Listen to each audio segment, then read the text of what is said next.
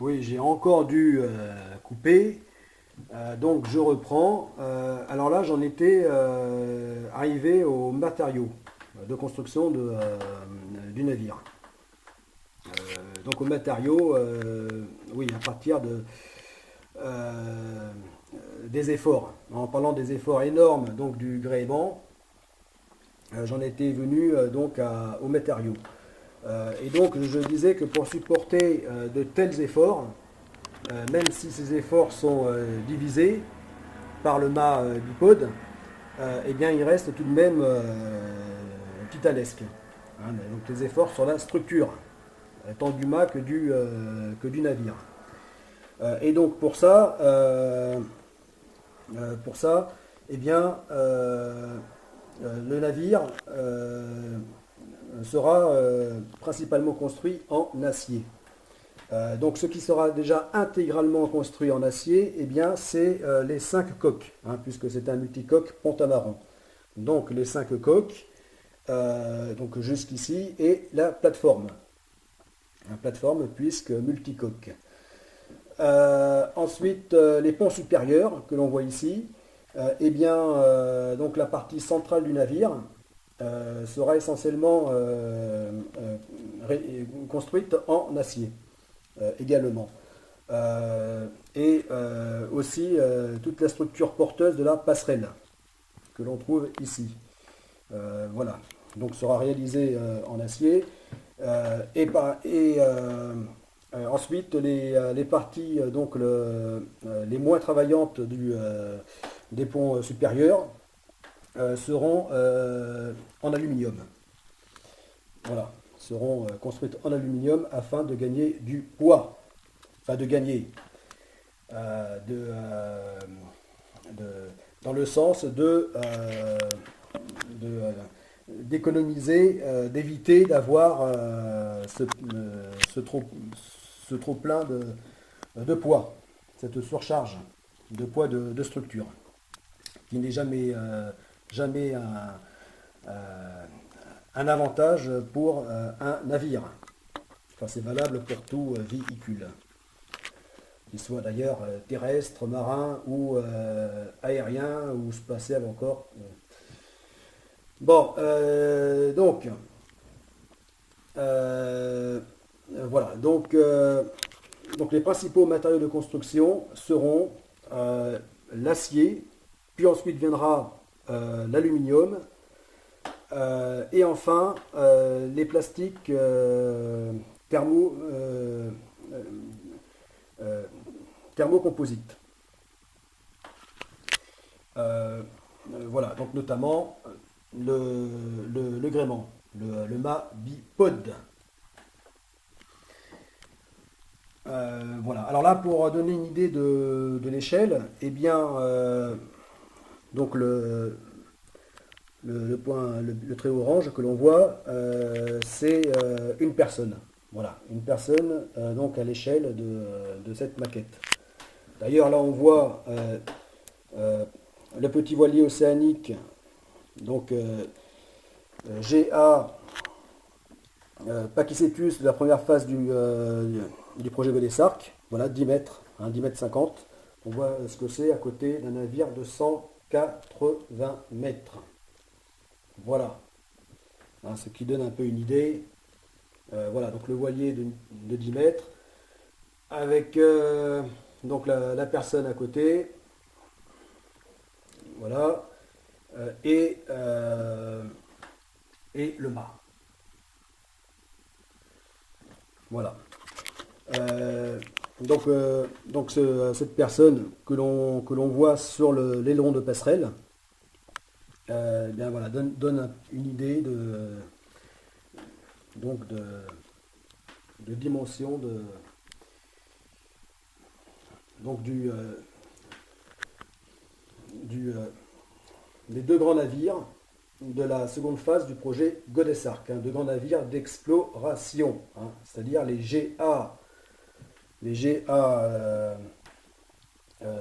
Mayacetus et la GA Ambulocetus. Donc GA comme Godessark.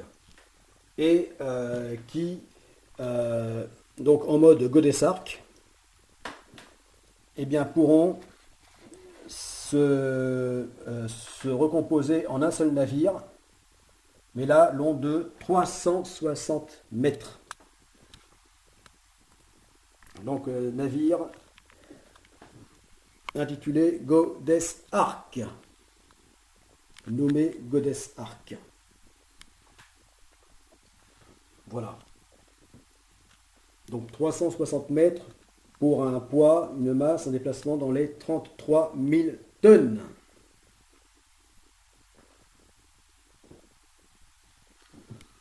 Voilà.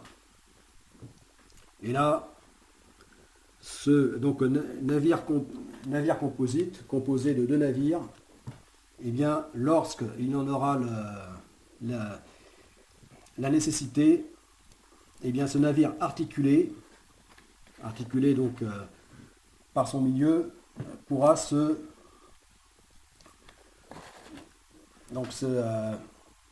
diviser en deux navires. Voilà. En deux navires étant donc devenant chacun les Godesarc Mayacetus et Godesarc Ambulocetus. Voilà. Enfin bon, ça je l'ai assez répété, mais je pense que c'est nécessaire parce que c'est pas évident à se représenter. Pourtant à la base c'est simple, hein, le projet Godesarc est pourtant pas bien compliqué à la base, hein, malgré son gigantisme. Oui, il n'est pas compliqué, hein, ça n'est pas la réinvention de la fusion, j'ai bien dit la fusion, pas la fission, hein, la réinvention est celle qui marche, qui fonctionne bien, donc de la fusion nucléaire, hein, c'est pas l'usine à gaz impossible, non. Et pourtant, eh bien pour autant, il n'est pas du tout évident à expliquer. Voilà. Donc voilà pourquoi en plus avec donc cette histoire de Godesarc, navire articulé pouvant se diviser en deux navires distincts, eh bien donc régulièrement je l'explique et le réexplique de façon à ce que tout le monde puisse le représenter et comprendre comment fonctionne le projet Godesarc. Voilà. Bon. Ben là je pense avoir dit l'essentiel concernant donc la suite à cette nuit qui m'a bien porté conseil. Donc concernant donc cette amélioration, hein, ce peaufinage du gréement bipode. Voilà, parce que hier ça m'embêtait un peu que ce mât ne puisse être pas, que ce gréement ne puisse pas être intégralement autoporté et rotatif, comme tous les autres gréements, comme toutes les autres options que je t'ai montré, hein, que je vous ai montré. Voilà, ça m'embêtait parce que c'était quand même une petite perte de performance. Voilà. Parce que le fait que le gréement soit rotatif et donc puisse parfaitement s'aligner par rapport au vent, eh bien forcément on fait un gréement plus efficient qu'un gréement classique. Voilà. Enfin qu'un gréement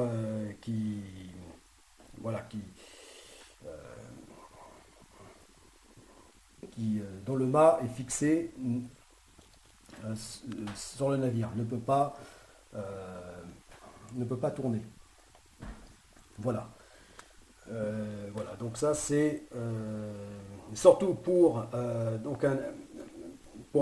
concept de navire amphidrome comme ici présent. C'était encore d'autant plus dommage de ne pas de ne pas opter pour ce système de gréement rotatif. Voilà. Voilà. Alors sinon, comme petite erreur, petite faute, oui, que j'ai dit hier, oui, c'était dans les vidéos précédentes, j'ai parlé de 10 voiles. 10 voiles, non, c'est pas 10 voiles, c'est 8 voiles. Voilà, puisque à chaque fois, j'ai bien parlé pour ce gréement bipode, de ma bipode, eh bien, de 4 voiles. Donc 2 fois 4, 8, pas 10. J'ai dit 10 peut-être parce que, c'est vrai, avec ce concept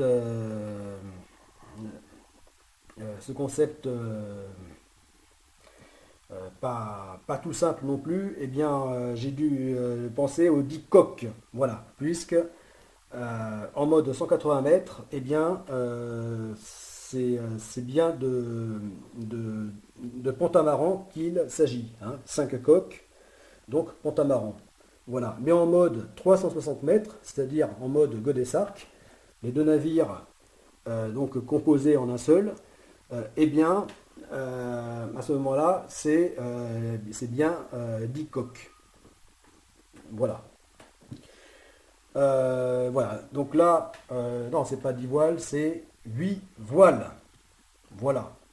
Qui sont constamment donc à poste, dont quand le navire est en mode voilier, fonctionne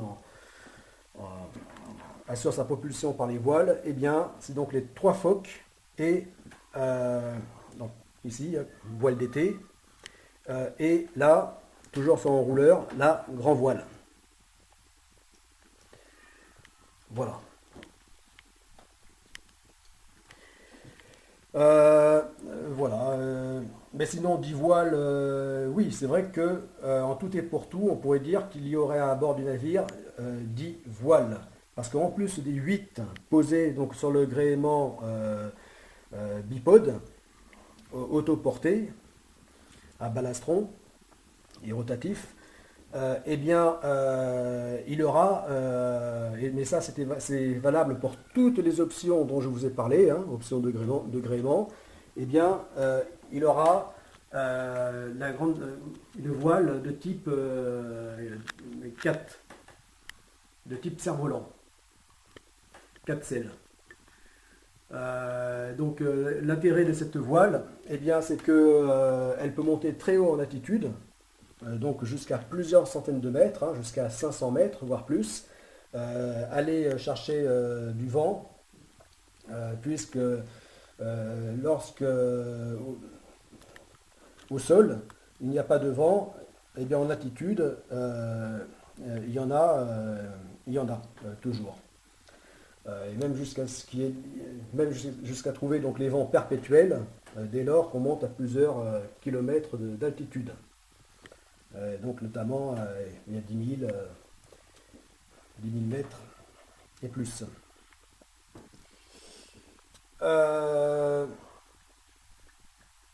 Donc notamment les jet stream. Voilà, donc oui, on pourrait dire que ça sera donc